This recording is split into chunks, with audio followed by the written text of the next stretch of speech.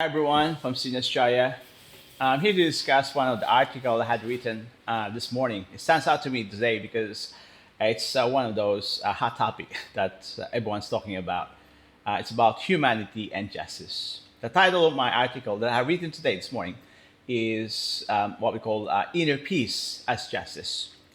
It's a survivor's path to healing in a world of denial and corruption. These are those trauma victims.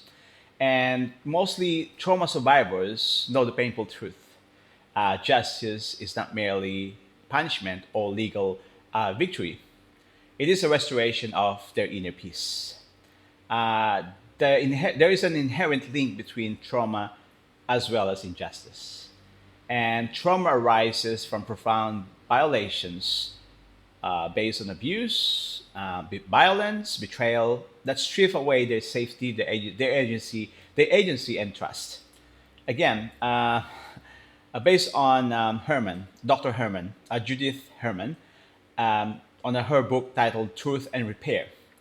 She explored that based on a quote from her book that that acknowledging their trauma stories is a reclaim to their own dignity and safety, as well as reclaiming their self-respect.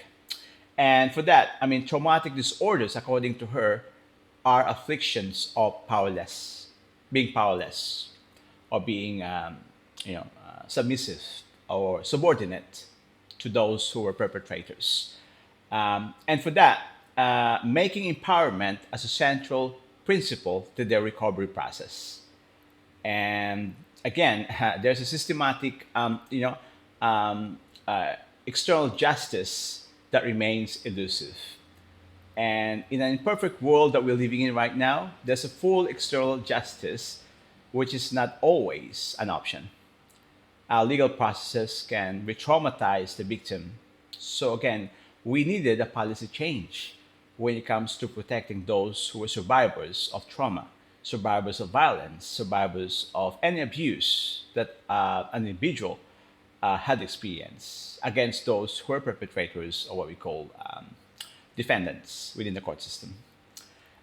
This does not mean that those survivors should cease advocating for accountability or transparency within the hierarchies of those who are in power right now. I mean, I'm not talking about the country that I live in Australia, I'm talking about worldwide, whether United States, Canada, England, the West, also the East, and also all the developing countries around the world. This is a worldwide issue that needed to be addressed. And we needed policy change for those politicians who basically needed to protect those who were trauma survivors. And recounting the steps, the stories that they had experienced is a way of advocacy or advocating towards protecting others or preventing others to experience what previous trauma victims, or so to speak, survivors of trauma had experienced in the past. And again, policy change, storytelling, the fight must continue within those who had experience. The story tells everything. Their story, the trauma survivor's story, tells everything. And it is the freedom that reclaim their safety, their agency within, beyond the external worldwides that can provide, they can reclaim what they have lost, their security, their safety, as well as inner peace. And prioritizing inner peace is the real justice for those who are survivors of trauma and abuse. And for all those trauma survivors, justice ultimately manifests inner peace and the calm, integrated sense that one is safe in one's own being despite what happened to them. And the healing involves in different stages, establishing safety, the grieving process, and making meaningful lifestyle and refocusing the repair what they have lost. And unlike happiness, happiness in a way is external outcome, which is it masks or what we call a band-aid solution. However, inner peace is a long term. It has a permanence. It has a manageable outcome that can be related by being an outspoken storyteller based on what the survivors had experienced, and advocacy or advocating for those who will be protecting others against those who are potential abusers in the near future to come. Again, I'll call the survivors: fight wisely. That's all I can say to you guys. Fight wisely and heal deeply. Healing process, it takes time, but it's achievable. And according to Judith Herman, she suggested that to those who were on the receiving end of those advocacy, or those within the community circles of those who were involved in advocacy, or involved in community groups that protects the survivors itself, listening to their story and asking what will make things right itself is a radical act or move on its own. However, in doing so, moving towards a justice that repairs, not just punishes, also not only just punishes those perpetrators, but it moved forward the societies that value the truth over denial, over inconsistency, over re-victimization, also to speak, or over corruption, so to speak.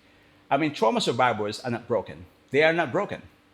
They are resilient warriors. That's all I can say. Trauma survivors are resilient. Two words: survivors, trauma survivors, resilient. They are warrior resilient. And their inner peace builds over a period of time. One breath, one boundary, one act of self repair, self respect at a time. And they are repairing itself through advocacy, by advocating, storytelling, and that can lead to policy change within the politics or governmental change, or within the departments of governments, within communities and society itself. Policy change has to protect those who are survivors of trauma, as well as those who are protecting those against those who will be potential abusers later on down the track. Again, for those who are survivors of trauma, all I can say is, for those who will read this article and for those who are watching the podcast that I'm doing right now, know that your pursuit of inner peace is already a validation of itself.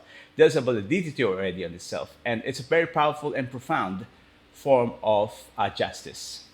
Reclaiming what you've lost, reclaiming your self-respect, dignity, by being an advocacy, or what we call advocating for the policy change within the government itself, to protect those who are survivors and to protect those who are about to experience that kind of trauma, and against those who are abusers or potential abusers in the near futures to come. And again, ask professional support as well if it's available, or if it can help them move forward. And it can make their journey as well for those survivors more safer and more effective if they seek professional help as well. And healing is possible. It takes time, but healing is possible. Everything heals over time. Patience.